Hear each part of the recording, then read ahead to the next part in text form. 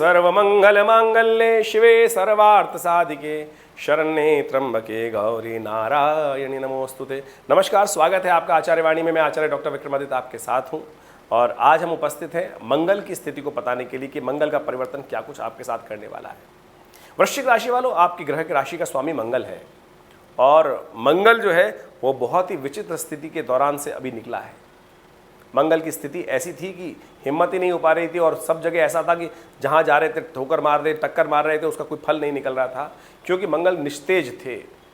मंगल विशेष तौर पे 10 मई से लेकर 30 जून तक जहाँ चल रहे थे वो कर्क राशि थी। मंगल कर्क राशि में आकर नीच के हो जाते हैं। मंगल साहस का प्रतीक है, उत्साह का प्रतीक है, सेनापति है और जब वही शक्तिहीन हो जाता है तो पूरी सेना का क्या हाल होगा ये आप समझ सकते हैं। अब मंगल का परिवर्तन हो गया है, सिंह राशि में मंगल आ गए। मंगल सबसे शुभ माने जाते हैं मेष राशि में या वृश्चिक राशि में या मकर राशि में। मकर में उच्च के हो जाते हैं, मेष में आप स्वग्रही हो जाते हैं, वृश्चिक में स्वग्रही हो जाते हैं और आपकी राशि के अनुसार से तो विशेष तौर पर लग्नेश है मंगल।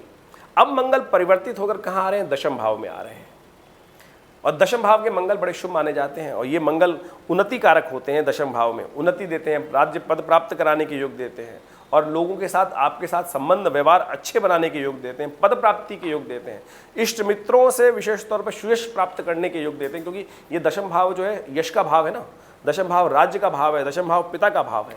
इन सब जगहों में मंगल उन्नति के योग बहुत सुंदर तरीके से बनाते हैं और मंगल की दृष्टि भी होती है। देखिए, मंगल की दृष्टि जो है उसको आपको समझ लेना चाहिए। मंगल की दृष्टि चतुर्थ है, मंगल की दृष्टि सप्तम है, मंगल की दृष्टि अष्टम भी है। अब मंगल की दृष्टि कहाँ पड़ रही है, इस बात को आपके लग्न को दृष्टि दे रहा है मंगल, वहाँ अपनी राशि है उसको और वो उसको उन्नति का राग बना रहा है, बहुत बढ़िया तरीके से उन्नति देगा। यानी आपके पर्सोना में, आपके पर्सनालिटी में सब तरह से इंप्रूवमेंट देने के योग देगा। जो लोग आपसे थोड़े से दूर हो रहे थे उसको ठीक करने का रास्ता बनाएगा। लेकिन हर जगह जुड़ा होता है। यहाँ पर इस वक्त जो केवल मंगल है वो तो बढ़िया है, बिल्कुल शक्ति संपन्न हो गया सिंह में आकर बिल्कुल। अब इसको ध्यान रखना है कि अपनी सामर्थ्य को बिल्कुल पॉजिटिवली यूज करना है। कई बार क्या होता है, मंगल एकदम जब व्यक्ति गरीब से अमीर बनता है, ऐसा सोच लो, तो क्या होता है कि एकदम उसका भाव बदल जाते हैं। तो स्वाभिमान ना, अभिमान ना उत्पन्न कर दिएगा। इस बात का ध्यान रखिएगा। धीरे धीरे सब चीज़ें परिवर्तन धीरे धीरे हो तो वो अच्छा लगता है कि एकदम बिल्कुल क्षीण था और सिंह राशि में आने के बाद एकदम ताकत आ जाएगी तो कई लोग आपकी ईर्ष्या भी करने लगे, वहाँ शत्रुता उत्पन्न हो जाएगी। अब शनि महाराज जो हैं वो बड़े विचित्र हैं। इस वक्त आपके चतुर्थ भाव में शनि चल रहे हैं और समसप्तक योग शनि मंगल का बन गया है।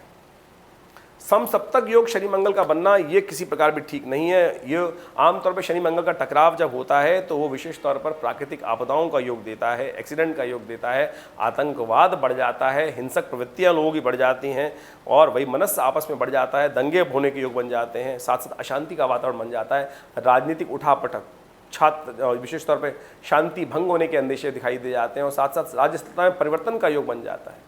ऐसे में स्थिति कई प्रकार से प्राकृतिक आपदाओं के, कई प्रकार के अग्निकांडों के योग बन जाते हैं। तो ऐसे में बड़ी सावधानी के साथ आपको चलने की ज़रूरत है। शनि मंगल का टकराव जो है, जो व्यावसायिक दृष्टिकोण से काम कर रहे हैं लाभ की स्थिति देगा, लेकिन कई बार झटका भी दे सकता है।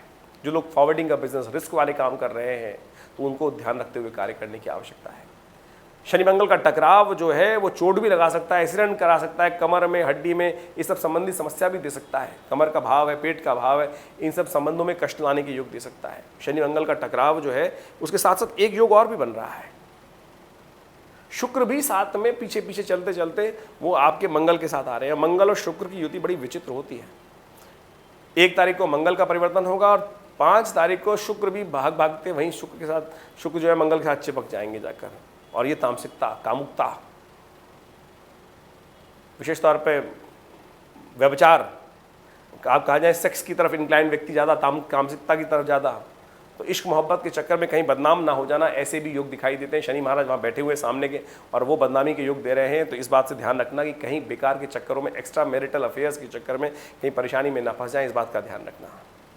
मंगल शनि जो है विशेष तौर पर जो शनि शुक्र के योग हैं, शुक्र जो है 5 तारीख को आएंगे शुक्र वहाँ पर और साथ साथ 23 तारीख को वक्री भी हो जाएंगे, वक्र गति से और ज़्यादा एग्रेसिव हो जाएंगे। शनि वैसे ही वक्री है वहाँ पे, शनि वक्री, शुक्र वक्री हो जाएंगे। तो कहीं ना कहीं इस बात का ध्यान रखते हुए, जिस तरफ इशारा कर रहा हूँ उस बात को समझते हुए, ध्यान रखते हुए कार्य करने की ज़रूरत है।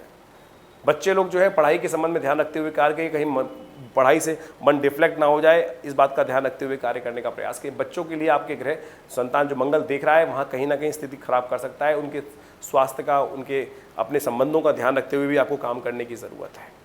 अब इन सबको ठीक कैसे किया जाए? शारीरिक कष्ट होने के योग तो दिखाई देते हैं, एक्सीडेंट इत्यादि का ध्यान रखते हुए काम करें। अन्न का दान करें, उसके लिए मंगल के मंत्र का जप करें, हनुमान जी के मंदिर में जाकर जलेबी का भोग लगाएं। ये सुंदर उपाय हैं, इनके द्वारा करके आप बहुत सारे कष्टों को दूर करने की स्थिति बना सकते हैं। तो बड़ी शांति तरीके से इसको करने का प्रयास कीजिए।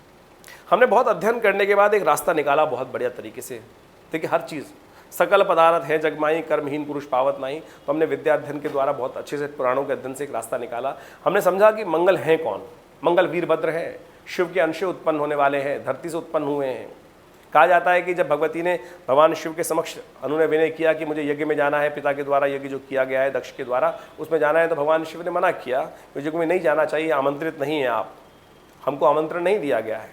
लेकिन भगवती कहती है मेरे पिता का घर है, मुझे जाना जरूरी है। और वहाँ जाती हैं तो देखते हैं कि शिव का अपमान हो रहा है।